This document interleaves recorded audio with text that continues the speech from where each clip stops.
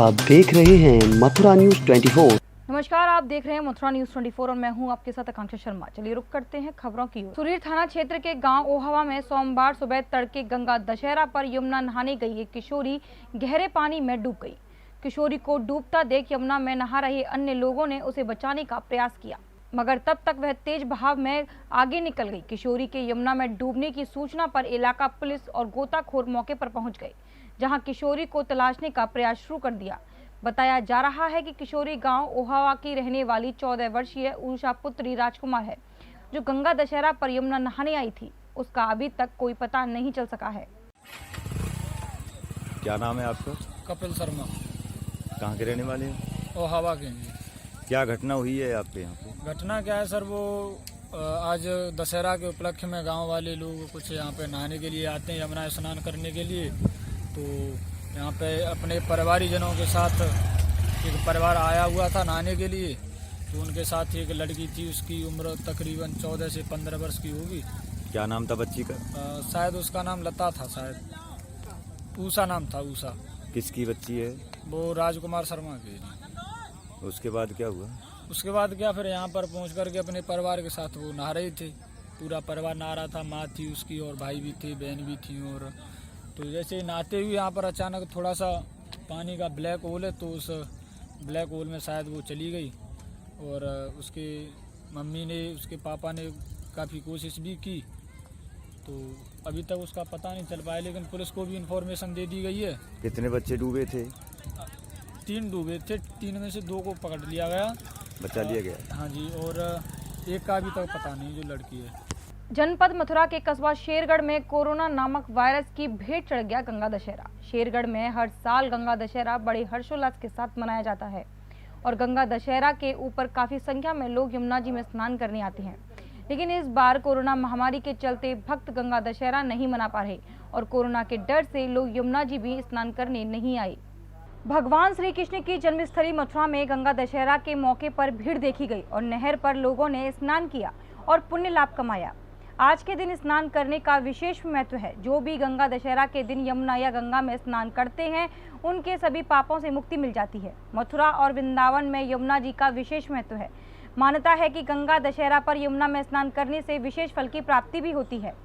गंगा दशहरा के दिन सारे दुख दूर हो जाते हैं। बता दें कि दशहरा के दिन देश के कोने कोने से श्रद्धालु भारी संख्या में स्नान करने मथुरा आते हैं, मगर कोरोना वायरस के चलते आज मथुरा की यमुना मैया के घाटों पर भीड़ नजर नहीं आई और स्नान करने वाले सभी लोग नहर पर नजर आई। प्रशासन द्वारा कल अपील की गई थी कि कोरोना वायरस जैसी महामारी में कोई भी यमुना पर स्नान नहीं करेगा और गंगा दशहरा को कोरोना वायरस जैसी बीमारी में अपने घर पर ही मनाएं। आज ग्रामीण क्षेत्रों के लोग गंगा दशहरा मनाने के लिए नहरों पर नहाते हुए नजर आए और यमुना में स्नान करने आए श्रद्धालुओं ने बताया कि यमुना में स्नान करने से सारे कष्ट दूर होते हैं। यमुना में स्नान के बाद बांके बिहारी मंदिर में जाकर भगवान की पूजा अर्चना कर भगवान से आशीर्वाद प्राप्त करते हैं। शास्त्री जी बताओ कि आप यहाँ नहर नहाने आए हो, क्या पर्व है? हम गंगा जी के स्नान करने आए हैं। नहर एक साधारण ये नहर नहीं है, ये श्रीमद गंगा जी हैं, जो कि सगर राजाओं को तारने के लिए भगीरथ जी जिसको कि भूतल पर लेके आए थे, आज ही उनका प्राकट्य दिवस है। इस गंगा जी में जो स्नान करता है वो अपने जाने और अनजाने सभी पापों को दूर करता है। हमारे धर्मशास्त्र में वर्णित है, गंगा गंगेत योग ब्रूयात् योजनानाम सतैरपि मुच्यताम सर्व पापेभ्यो विष्णु लोकम सगच्छति। आज के दिन जो स्नान करता है इस गंगा जी में, वो परम पद भगवान विष्णु के लोक को जाता है। यही इसकी महिमा है। इसीलिए मैं सभी से अनुरोध करता हूँ कि आज के दिन को, अवसर को खाली न जाने दें। श्री गंगा जी के महत्व को समझें, गंगा जी के जल का पान करें। जब पान करने से गंगा जी अंतर के क्लेश को दूर कर देती है, स्नान करने से बाह्य शरीर को दूर कर देती है। इसलिए बहुत ही परम पवित्र समय है, इसमें आप लोग स्नान करें। यही शुभकामनाएं हैं गंगा दशहरा की। आप सभी देशवासियों को, राष्ट्रवासियों को हार्दिक शुभकामनाएं। गंगा दशहरा के अवसर पर भारत सेवा न्यास द्वारा योग शिविर का हवन का आयोजन कराया गया। संस्कार जागृति मिशन की अध्यक्ष डॉक्टर अर्चना प्रिय आर्य के ब्रह्मतत्व हुए यज्ञ में कोरोना महामारी की शांति के लिए आहुति दी गई और जल्द से जल्द कोरोना को खत्म करने के लिए ईश्वर से प्रार्थना भी की गई। इस अवसर पर डॉक्टर आर्य ने कहा कि प्रत्येक को अपने अपने घरों में यज्ञ करना चाहिए, जिससे वातावरण तो शुद्ध होता ही है, साथ ही बच्चों को भी अपनी सनातन संस्कृति का ज्ञान होता है। भारत सेवा न्यास के राष्ट्रीय अध्यक्ष मानवेंद्र पांडव ने बताया कि इस समय पूरा विश्व वैश्विक महामारी कोरोना से जूझ रहा है। लॉकडाउन 1 जून से अब धीरे धीरे खुल रहा है। सरकार अपना कार्य कर रही है और हमें सरकार का दिशा निर्देश मानते हुए अपने आप को, अपने जीवन को आगे बढ़ाना है। इस हवन के माध्यम से ईश्वर से यह प्रार्थना की है कि कोरोना महामारी हमारे देश पर असर ज़्यादा ना दिखाए और हमारे देश को कोरोना से मुक्त करे।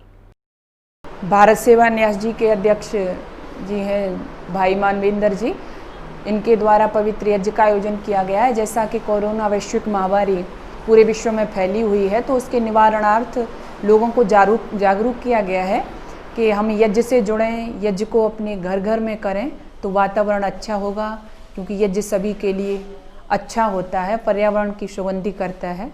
तो ऐसी यहाँ पर लोगों को जागरूकता की बातें बताई गई हैं, यज्ञ के महत्व को बताया गया है। बहुत ही सुंदर तरीके से वैदिक विधि के द्वारा इस यज्ञ का आयोजन यहाँ पर किया गया है। बहुत अच्छा मुझे यहाँ पर आकर के लगा है। मेरे ब्रह्मत्व में यज्ञ को संपन्न कराया गया है। आज हमने भारत सेवा न्यास के तत्वाधान में एक कोरोना महामारी, जो वैश्विक कोरोना महामारी चल रही है, इसकी हवन शांति के लिए हमने हवन कराया था। जिस हवन का उद्देश्य ये था कि जो कोरोना महामारी चल रही है, इसको किसी भी तरीके से इस देश से वो चली जाए। वैदिक संस्कृति के माध्यम से हमने श्रद्धेय दीदी अर्चना प्रिय आर जी के माध्यम से हमने इस हवन को अपनी पूरी भारत सेवा न्यास परिवार की तरफ से इस हवन का आयोजन किया है। सूबे के मुखिया योगी आदित्यनाथ के द्वारा लोगों की परेशानी को देखते हुए कई अहम फैसले लिए गए और उन फैसलों में एक फैसला यह भी लिया गया कि अंतर जनपदीय बस सेवा शुरू की जाए। दशहरे के दिन से उत्तर प्रदेश परिवहन निगम की बसें नए बस स्टैंड से अन्य जनपदों के लिए सवारियों को लेकर रवाना की गई। बता दें कि सवारियों को बस में प्रवेश से पहले सोशल डिस्टेंसिंग का तो ख्याल रखा ही जा रहा है, वहीं सैनिटाइजर से हाथ साफ कराए जा रहे हैं और सवारियों को बैठाने से पहले बसों को भी सैनिटाइज कराया गया। बच्चों से लेकर युवा तक, युवा से लेकर बुजुर्ग तक सभी के सैनिटाइजर से हाथ साफ कराए गए। स्वास्थ्य विभाग के डॉक्टर भी भूतेश्वर बस स्टैंड पर लोगों का थर्मल स्कैनिंग मशीन से तापमान नाप रहे हैं और इसके बाद सैनिटाइजिंग की प्रक्रिया शुरू की जा रही है। साथ में प्रक्रिया शुरू होने के बाद यात्रियों को बसों में प्रवेश दिया जा रहा है। उत्तर प्रदेश परिवहन निगम के कार्यशाला प्रभारी संतोष अग्रवाल ने बताया कि 4 बसें भूतेश्वर बस स्टैंड पर लगाई गई हैं, 2 बसें पुराने बस स्टैंड पर लगाई गई हैं। जो यात्री आते जाएंगे, संख्या को देखते हुए बसें रवाना कर दी जाएंगी। बहुत सम्मानित यात्री हैं। 4 बस आ गई हैं बस स्टैंड पे, 1 बस प्रस्थान कर चुकी है, 1 इटावा के लिए खड़ी है और 2 बस पुराने बस स्टैंड पे हैं, बरेली के लिए और हाथरस के लिए। और जाएंगी सवारी आती जाएंगी, वहाँ बसों का संचालन कराया जाएगा। बसों की अगर बात किया, कितनी बसें प्राप्त है आपको? बस तो बहुत हमारे 80 बस निगम की हैं, 40 अनुबंधित हैं, 60 जेनरल की हैं। इतने यात्री नहीं है ना, यात्री जैसे आते जाएंगे गाड़ियों का संचालन करा दिया जाएगा। तो जनपदीय, अंतर्राज्यीय भी है? अंतर जनपदीय, अंतर्राज्यीय नहीं है। अंतर्राज्यीय भी नहीं है ना। किस तरह से पालन किया जाएगा? सवारियों किस तरह से बैठाया जा रहा है? क्या बहुत कोशिश ये है गाइडलाइन की सीटर गाड़ी जाए और कम रह जाए तो कोई बात नहीं, स्टैंडिंग में कोई भी नहीं जाएगा। तो अभी तो हमारी कोशिश ये कि 40-45 सवारी लगा बैठाई जाए, जितनी उपलब्ध हो जाए। पर अभी जो बस गई है लखनऊ वाली, उसमें जो है एक सीट पर 3 लोग बैठे हुए हैं। अब वो बैठ गए हैं, पालन नहीं किया गया। यात्री तो उसमें केवल 35 ही बैठे हैं। अब कहेंगे इनको कंडक्टर बता दिया, इनको दूर बढ़ा दिया जाए थोड़ा सा। किस तरह से बस में बैठाया जा रहा है कोरोना से देखते? बस अभी तो हमारा जो आदेश है कि जो सीटिंग कैपेसिटी है उसके हिसाब से बिठाया जाए मैक्सिमम, स्टैंडिंग में कोई भी यात्री न लिया जाए। और देखा यार कई बसों में सोशल डिस्टेंस पालन नहीं किया जा रहा, क्या कहोगे इसको लेकर? डिस्टेंस का पालन तो वो सब है उस हिसाब से। एक सीट में 3 लोग कैसे बैठा रहे हैं सर? अब बस 34-35 यात्री गए हैं टोटल मिला के। अब किसी की सीट पे बैठ गए होंगे तो उनको एडजस्ट कर दिया जाएगा। ये है यात्रियों की थर्मल स्कैनिंग हो रही है? हाँ, थर्मल स्कैनिंग हो रही है। बस सब यात्रियों के सैनिटाइजर से हाथ साफ कराए जा रहे हैं। नहीं, आपके अभी जो उसमें गए हैं उसमें करीब 55 से अधिक लोग थे। 34 कंडक्टर का कहना है कि जितनी बस की कैपेसिटी उतनी लोग ले जा सकते हैं। हाँ, मैक्सिमम। ये ऊपर से बोले हैं मैक्सिमम जितनी कैपेसिटी है उससे ज़्यादा नहीं ले जाएंगे हम। और सीट 3 लोगों की सीटें 3 बैठा सकते हैं सीट में? हाँ, बैठा सकते हैं। तो सोशल डिस्टेंस तो कहाँ बन पाएगी ऐसे में? बस सब मास्क लगा के सब बैठे हुए, सबको बिना मास्क के किसी को जाने नहीं दिया जा रहा। कोई भी यात्री हो बिना मास्क के किसी को परमिशन नहीं दी जा रही। जनपद के बलदेव थाने पर तैनात होमगार्ड रणवीर सिंह का आज सेवानिवृत्त होने पर सभी होमगार्डों ने बलदेव ब्लॉक के सभागार में उनका भावभीनी तरीके से विदाई समारोह आयोजित किया, जिसकी जानकारी देते हुए सेवानिवृत्त हुए होमगार्ड रणवीर सिंह ने बताया कि उनका कार्यकाल 34 वर्ष रहा। उन्होंने थाना बलदेव महावन राया मथुरा जिले के कई थानों में अपनी सेवाएं दी। आज उनके सेवानिवृत्त होने पर उन्हें गर्व है। वहीं होमगार्ड कृष्णवीर शर्मा ने कहा कि हमारे साथी रणवीर सिंह का कार्यकाल बहुत ही अच्छा रहा। क्या नाम है? मैं SG 970 कृष्णवीर शर्मा, कंपनी बलदेव। आज 932 रणवीर सिंह जो हमारे बीच में होमगार्ड विभाग में ड्यूटी करते थे, जैसे कि मथुरा, बलदेव, महावन, आज उन्होंने अपने 34 साल पूरे कर लिए हैं और सेवाएं समाप्त हो रही हैं। आज ही उनकी सेवाएं समाप्त हैं। हमारे होमगार्ड विभाग से इनको सम्मान बधाई दी जा रही है कंपनी कमांडर महोदय नेत्रपाल सिंह के सानिध्य में। रणवीर सिंह और थाना बलदेव महावन मथुरा ड्यूटी करता रहूँगा, मतलब 34 साल हुई मुझे ड्यूटी करते। ऐसे ही अब मेरा टाइम पूरा हो गया है और मेरे भाई लोगों ने मेरा साथ किया। मतलब आपकी सेवाएं पूरी हो गई इसमें? कितने साल करी थी नौकरी तुमने? 34 साल। होमगार्ड में कहाँ रहे थे? बलदेव में? बलदेव, मथुरा, महावन। अच्छा, तीनों जगह रहे थे। तो अब विदाई समारोह हो रहा है तुम्हारा, तो आगे भी तुम्हारी सेवाएं जरूरत पड़ी तो दोगे? बड़ी देंगे। उत्तर प्रदेश में राज्य विद्युत कर्मचारी संघ के नेतृत्व में आज विद्युत कर्मचारियों ने विद्युतीकरण निजी हाथों में जाने पर रोष प्रकट किया। संघ के जिला अध्यक्ष कर्मचारियों का जिला अध्यक्ष के नेतृत्व में किए गए इस विरोध प्रदर्शन में उनका कहना था कि विभाग द्वारा जो निजीकरण किया जा रहा है वह गलत है, जिसको लेकर समस्त विद्युत कर्मचारियों द्वारा कार्यालय के बाहर खड़े होकर हाथों में काली पट्टी बांधकर अपना विरोध जताया और सरकार के इस निर्णय के विरोध में और आंदोलन करने की बात कही। सभी कर्मचारियों ने एकजुट होकर विद्युत निजीकरण के खिलाफ आवाज बुलंद करते हुए नारेबाजी भी की। इस संबंध में जानकारी देते हुए विद्युत कर्मचारी संघ के कार्यकर्ताओं ने बताया कि क्या नाम है आपका और यह प्रदर्शन चला, क्या चला? मेरा नाम कृष्णवीर सिंह है। मैं जिला अध्यक्ष राज्य विद्युत प्राविधिक कर्मचारी संघ हूँ मथुरा।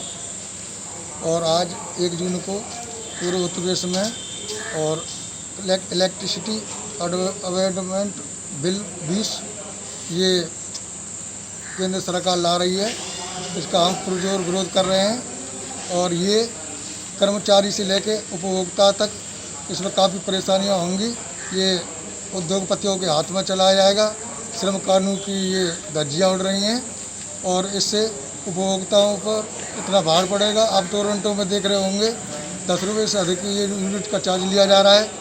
ट्यूबवेल हैं और गरीब लोग हैं ये सब, और इन पर काफ़ी अधिभार पड़ेगा। जैसे अब तक कितना चार्ज था और अंदाज कितना चार्ज आगे बढ़ाने की उम्मीद है? इससे ये देख टोरंटो के हिसाब से तो ये कई गुने चार्जर यूनिट के बढ़ जाएंगे और ये पेट्रोल डीजल की तरह और ये पैसे बढ़ाते रहेंगे आए दिन। इसको लेकर के धरना दिया है। हाँ, इसके पूरे उत्तर प्रदेश में आज काला दिवस मनाया जा रहा है और काली पट्टी बांधकर हम इसका पुरजोर विरोध कर रहे हैं। आगे जो भी संघर्ष समिति निर्णय लेगी वो आगे आपको बता देंगे। अलीगढ़ के प्रसिद्ध हनुमान मंदिर गिरिराज जी के महंत योगी कौशल नाथ जी का कहना है कि सरकार का फैसला स्वागत योग्य है और हम यह कोशिश करेंगे सामाजिक एवं शारीरिक दूरी के साथ मंदिरों को खोला जाए। साथ ही साथ ये व्यवस्था करी है कि जब मंदिर खोले जाएंगे तो पहले हाथ उनके सैनिटाइज किए जाएंगे और बाहर ही थर्मल स्कैनिंग करने के बाद ही उनको प्रवेश दिया जाएगा। केवल 10% लोग ही एक बार में मंदिर का दर्शन करें। हम लोगों से अपील करेंगे कि वे घर में ही बैठकर पूजा करें। मंदिर में केवल देव दर्शन के लिए ही आएं और दर्शन कर अपने घर को चले जाएं। किसी प्रकार का धार्मिक आयोजन जब तक कि भारत सरकार की कोई गाइडलाइन नहीं आती तब तक कोई धार्मिक आयोजन नहीं किया जाएगा। जैसे कि 8 तारीख से मंदिर और मस्जिद गुरुद्वारे खुलने की बात कही जा रही है, क्या कहेंगे उसको लेकर? आपके तो क्या? जी, सरकार का ये फैसला वैसे स्वागत योग्य है और हम ये कोशिश करेंगे कि सामाजिक एवं शारीरिक दूरी के साथ मंदिरों को खोले जाएंगे। साथ ही साथ हमने ये व्यवस्था करी है जब भी मंदिर खोले जाएंगे तो सर्वप्रथम लोगों के हाथ सैनिटाइज किए जाएंगे एवं थर्मल स्कैन करने के बाद ही प्रवेश दिया जाएगा। जिस तरह से मंदिर की क्षमता हमारे 200 लोगों की है तो हम ये चाहेंगे केवल 10% ही लोग एक बार में मंदिर के दर्शन करें। लोग बागों से यह निवेदन करना चाहते हैं कि घर में पाठ पूजा करें, मंदिर में केवल देव दर्शन हेतु आएँ, केवल दर्शन करें, उपरांत अपने घर चले जाएं।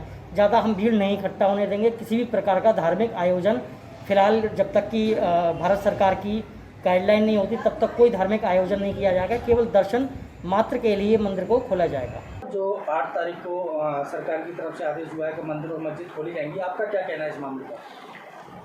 देखिए, यह बहुत खुशी की बात है, हमारी इंतहाई बाइस मुसरत है कि 2 महीने के लॉकडाउन के बाद आज वो मुबारक दिन आ रहा है कि 8 तारीख से हमारी इबादतगाहें जो मीरान पड़ी उनसे खोली जा रही हैं।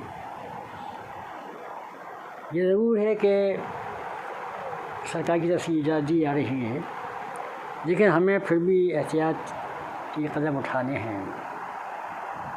ऐसा ना हो कि हम जल्दबाजी में या कोई ऐसा कदम उठा लें जिससे हमें नुकसान पहुँचे, हमारी कौम को नुकसान पहुँचे, हमारे मुल्क को नुकसान पहुँचे। इसलिए अभी ज़रूरत है इस चीज़ की कि मस्जिदों में बहुत बड़ी भीड़ इकट्ठी न हो, जितने नमाजी हैं वो आएँ, सोशल डिस्टेंस का ख्याल रखें, फासले से खड़े हों एक दूसरे से, और मस्जिदों में जो सफ़ें बिछी होती हैं, जो नमाज़ें बिछी होती हैं जिस पर खड़े होकर नमाज़ पढ़ी जाती है, उन तमाम फर्शों को पहले हटवा दिया गया था। अब भी ये ताकीद की जाती है कि मस्जिदों से सफ़ें हटाई रखी जाए, अपनी अपनी जानमाज़ें ले जाएँ, वरना नंगे फर्श पर नमाज़ पढ़ी जाए। और फर्श की भी नमाज से पहले कम से कम 1 घंटा पहले उसे सैनिटाइज़ किया जाए, और अगर सैनिटाइज़ नहीं है तो पानी से उसको पोंछा लगाया जाए, ताकि वहाँ किसी किस्म की कोई जरासीम की आसार वाक़ न रहे। छोटी छोटी सूरतें पढ़ के, छोटी छोटी चंद आयतें पढ़ के और नमाज ख़त्म की जाए। नमाज के लिए जो लोग वहाँ इकट्ठा हों नमाजी, तो वो सिर्फ फ़र्ज़ रकअतें जो जमात के साथ पढ़ रहे हैं, चाहे वो 2 रकअत वाली नमाज हो या 3 या 4 रकअत वाली, वो नमाज़ें अदा करके अपने घरों में सुन्नतें अदा करें, और जो नमाज से पहले सुन्नतें पढ़ी है वो भी घर पढ़ के जाएँ। वज़ू घरों से करके जाएँ, वहाँ जाकर वज़ू न करें, ताकि कम से कम वक्त वहाँ उनका रहे। इसके अलावा जो वहाँ पर बैतुल ख़ला हैं, टॉयलेट्स वगैरह हैं, उनको बंद रखा जाए ताकि और दूर से लोग इकट्ठे ना हो वहाँ, और सिर्फ वो लोग अपने अपने घरों से फारिग होकर और वज़ू करने के बाद मस्जिदों का रुख करें। ये मेरी इसलिए ज़रूरत है इस चीज़ की कि कहीं बेहतियाती हमें किसी बहुत बड़े नुकसान का सामना न करने को मजबूर हो। खुदा न खास्ता अगर कोई ऐसी बात होगी तो हमें ख़ुद इसका एहसास होगा कि हमने 2 महीने 2.5 महीने पाबंदी की थी, अब आके ज़ाती बेहतियात के लिए नुकसान उठाना पड़ रहा है। इसलिए ज़रूरत है कि अभी काफ़ी अरसे तक सरकारी तौर पर अभी कोई गाइडलाइंस नहीं है, हमें सरकारी गाइडलाइंस से इंतज़ार नहीं, बल्कि हम खुद अपने तौर पर ये लोगों से अपील करेंगे कि वो इसका ख्याल रखें, ऐसी कोई कदम न उठाया जाए जिससे नुकसान का अंदेशा हो। बहरहाल बहुत खुशी की बात है कि हमारी मस्जिदें फिर से आबाद हो गई हैं। अल्लाह से दुआ भी है कि अल्लाह ताला भी इस कोरोना की वबा को पूरे मुल्क से ही, पूरी दुनिया से इसका ख़त्म हो जाए और लोग फिर अपने सुकून के साथ ज़िंदगी गुजारें। जो लोग हमारे ज़मीन से उठ गए हैं, अल्लाह उनको अच्छी जगह दे, उनके लिए बेहतर इंसान फरमाए। ये उसके हक़ में जानता है कि किसी क्या इंसान उसे करना है। और जो अभी बीमार पड़े हुए हैं पूरी दुनिया के अंदर लाखों की तादाद में, उनके लिए भी दुआ है कि अल्लाह ताला उनको सेहत कामदा आइंदा मुस्तमर अता फरमाए, उनको बिल्कुल तंदुरुस्त कर दे। और जो बाकी लोग हैं तंदुरुस्त, उनके लिए भी दुआ है कि अल्लाह ताला उनसे महफूज रखे, उन पर ये वबा न पहुँच पाए, उन तक ये वबा न पहुँच पाए, और वो रहें। हमारे बच्चे, मासूम बच्चे, बच्चियाँ, हमारी औरतें, हमारे मर्द, हमारे बूढ़े, हमारे जवान, सब इससे महफूज रहें, चाहे वो किसी भी मसले उससे ताल्लुक़ रखते हों, हिंदू हों, मुसलमान हों, सिख हों, ईसाई हों, किसी भी ताल्लुक़ हों, उन सबको अल्लाह ताला अपने हिफ्ज़-ए-मान रखे और इस कोरोना की वबा से बचाए रखे। कोरोना वायरस को लेकर देश के प्रधानमंत्री नरेंद्र मोदी द्वारा बार बार देशवासियों को समझाया जा रहा है कि इस कोरोना वायरस जैसी महामारी से बचने का एकमात्र ही उपाय है दूरी बनाकर रखना और घरों में सुरक्षित रहना। फिर भी देश के कई हिस्सों के लोग नहीं मान रहे हैं और अपनी मनमानी कर रहे हैं, ना तो सोशल डिस्टेंस का पालन कर रहे हैं और ना ही वे अपने घर में रुक रहे हैं। इसी के चलते कोसी कला के जैसे ही बाजार खुलता है तो हजारों की तादाद में लोग घर से बाहर निकलकर बाजार की तरफ सामान खरीदने भागने लगते हैं। एक व्यक्ति आता है तो उसके साथ 4 खड़े हो जाते हैं। इन सबको देखकर लगता है कि कैसे होगा इन आदेशों का पालन। अब तो पुलिस प्रशासन भी थक गया है इनको समझाते समझाते। मोनू शर्मा। कौन सी जगह पे? ऊंची क्लास में। तो क्या कहना चाह रहे हैं इस भीड़ को देखकर आप? मैं कहना चाहता हूँ ये गाँव में पुलिस वाले ने बोला था भाई अलग रह करो, दूर रह करो, बीमारी का मामला है। अब आप देख लो मंडी में, सब्जी मंडी में देख लो, यहाँ देख लो, नाज मंडी के सामने गलीलन पे इतनी भीड़ रहती है, कोई मानता ही नहीं है। पब्लिक नहीं समझती है बीमारी तो गई, बीमारी गई नहीं है, ये बीमारी कभी है। अगर ये पब्लिक माने तो बीमारी है, ना माने तो नहीं है। पर ये है ना, पब्लिक मानेगी जब भी बीमारी आएगी, पब्लिक मान नहीं रही। दुकानों पे देख लो आप, दुकानों पे भीड़ रहती है। बाज़ार में देख लो, बाज़ार में भीड़ रहती है। नाज मंडी के सामने देखो, यहाँ भी भीड़ रहती है। पर ये भीड़ क्यों रहती है? अपने तुमने बाज़ार खोल दिया है तो बाज़ार खोल दिया है तो कागज में 1-2 करके बुलाओ, 4 बुला लो, 5 बुला लो, ऐसे ऐसे ढगल पे अपनी दुकानदारी करो, दुकानों पे दुकानदारी करो।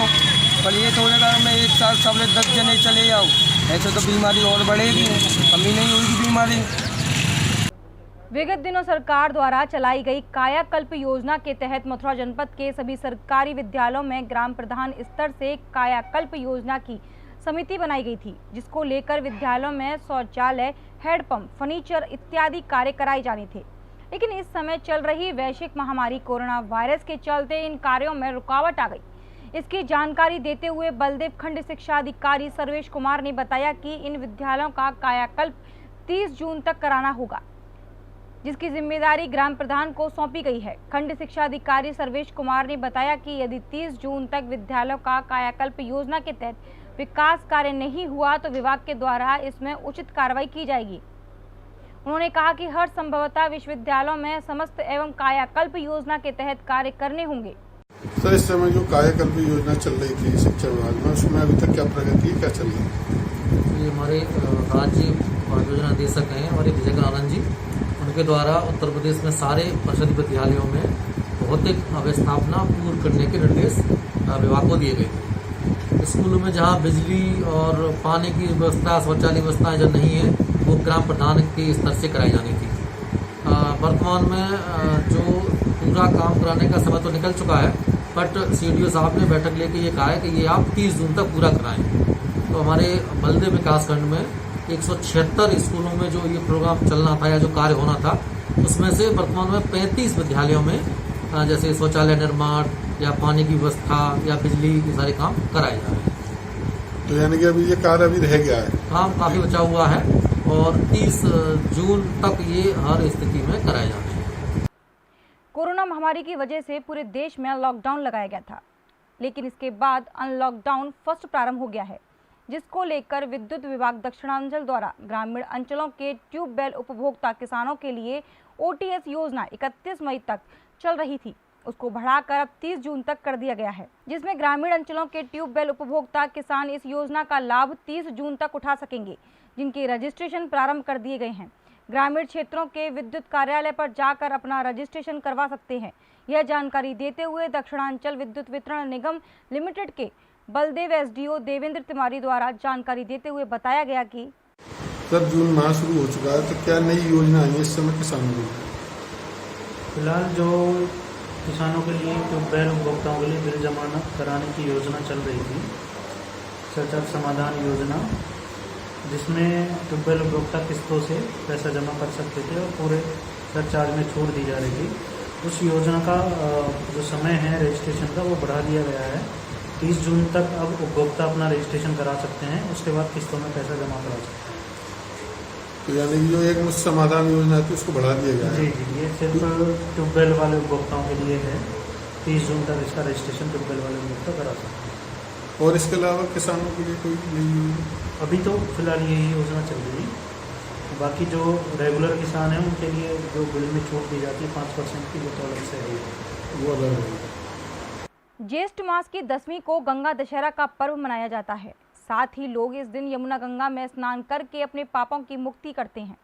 इसी के साथ गंगा दशहरा पर मिट्टी के बर्तन लेना भी शुभ माना जाता है। कहा जाता है कि मिट्टी के बर्तन से बने जल पात्र जल भरकर शीतल जल प्राप्त होता है, जो कि अगले दिन होने वाली निर्जला एकादशी पर व्रत रखने के बाद पीने के लिए उपयोग में आता है। इसी श्रृंखला में सोमवार को निर्जला एकादशी से एक दिन पूर्व ही बाजार में ग्राहक मिट्टी के पात्र लेने लगे और मिट्टी के जल पात्रों की खरीदी करी। क्या नाम है आपका? श्री कृष्ण सरस। कहाँ से आ रहे हैं आप इस वक्त? जमुना स्नान करके। तो और ये आपने बाजार में क्या खरीदारी की अभी? आज गंगा दशहरा का दिन है तो है, कड़े है, तरबूज दान करने के लिए मेरे खरीदे। और कल निर्जला एकादशी के? निर्जला एकादशी को कल का कल खरीदेंगे।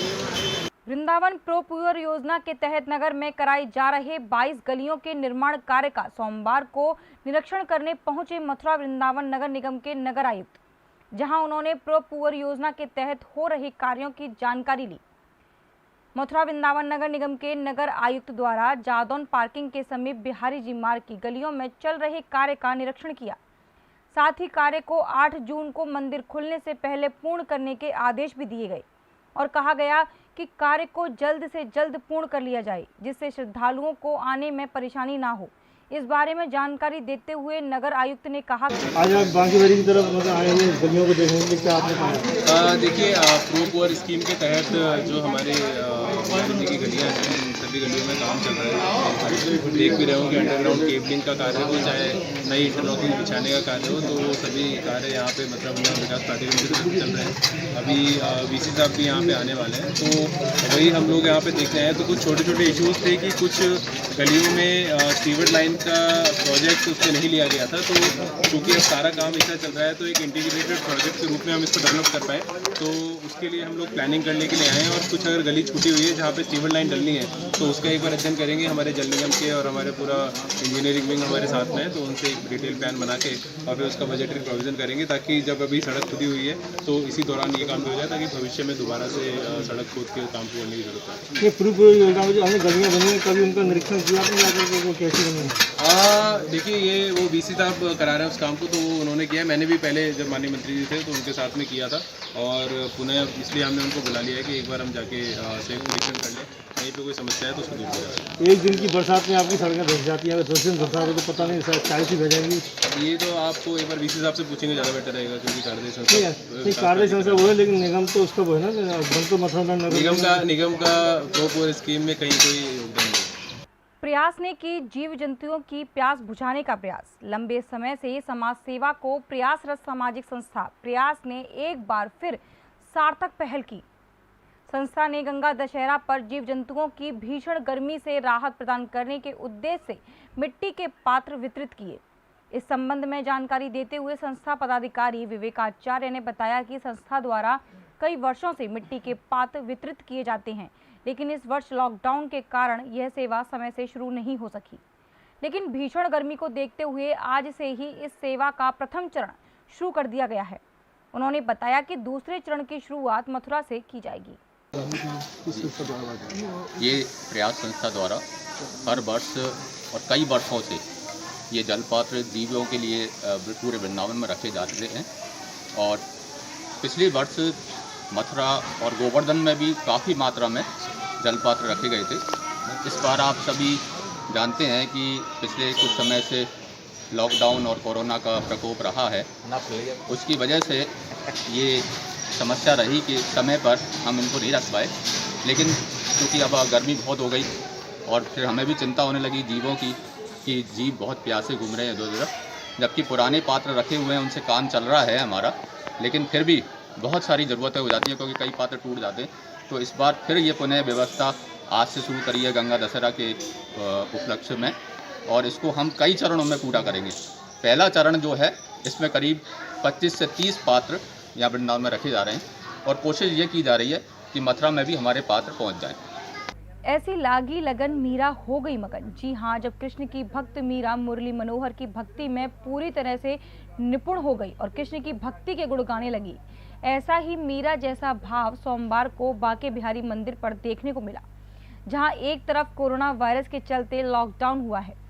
इसके चलते सभी मंदिर बंद हैं और श्रद्धालु अपने आराध्य के दर्शन करने के लिए व्याकुल हैं, जिसमें सोमवार को एक युवती ठाकुर बांके बिहारी के दर्शन करने के लिए इतनी आतुर हो गई कि वह सोमवार की सुबह से ठाकुर बांके बिहारी के गेट नंबर 2 के बाहर सड़क किनारे बैठकर दर्शन खुलने का इंतजार करने लगी। जो लोगों द्वारा उसे समझाया गया कि मंदिर अभी बंद है, दर्शन नहीं हो पाएंगे, लेकिन वह नहीं मानी और मंदिर के बाहर बैठकर मंदिर खुलने का इंतजार करने लगी। जब स्थानीय लोगों द्वारा पुलिस को इस बात की सूचना लगी तो पुलिस ने युवती को समझा बुझाकर उसको उसके घर जाने को कहा। है बोलेंगे नहीं। नाम बताओ, नाम बता दो, नाम बताओ, डरो नहीं बताओ। क्या नाम है? आप यहाँ मंदिर पे बैठी हैं, बाहर क्यों बैठी हैं आज आप?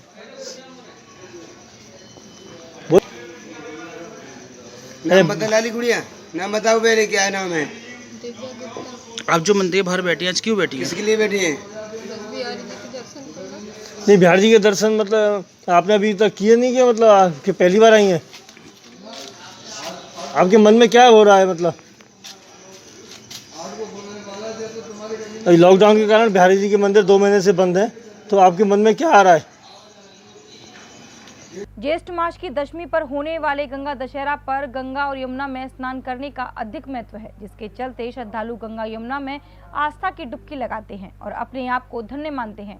लेकिन कोरोना वायरस के चलते इस वर्ष श्रद्धालु आस्था की डुबकी लगाने से वंचित रहे। ऐसा ही नजारा सोमवार को वृंदावन नगर के बिहार घाट, केसी घाट, श्रृंगारवट आदि घाटों पर देखने को मिला, जहां कुछ लोगों ने घाटों पर खड़े होकर यमुना में आस्था की डुबकी लगाई। साथ ही कई घाट सूने भी दिखाई दिए। इस बात की सूचना पुलिस को लगी तो पुलिस मौके पर पहुंचकर श्रद्धालुओं से विनती की और यमुना में स्नान करने से रोका और कुछ श्रद्धालुओं के चालान भी किए। इस बारे में जानकारी देते हुए श्रद्धालु ने बताया कि शाम जी यमुना किनारे क्या करने आए थे? आज स्नान करने के लिए आए थे। आज गंगा दशहरा है, अच्छा पर्व है, इसलिए हमने सोचा आज स्नान कर लें और महत्ता भी आज की काफ़ी है, तो हमने सोचा आज स्नान कर लें तो अच्छा महसूस होगा। लेकिन आज तो यहाँ पुलिस वाले देख रहे हैं, स्नान ही नहीं करने दे रहे किसी को, इसलिए हम सोच रहे हैं अब क्या करें, कैसे करें।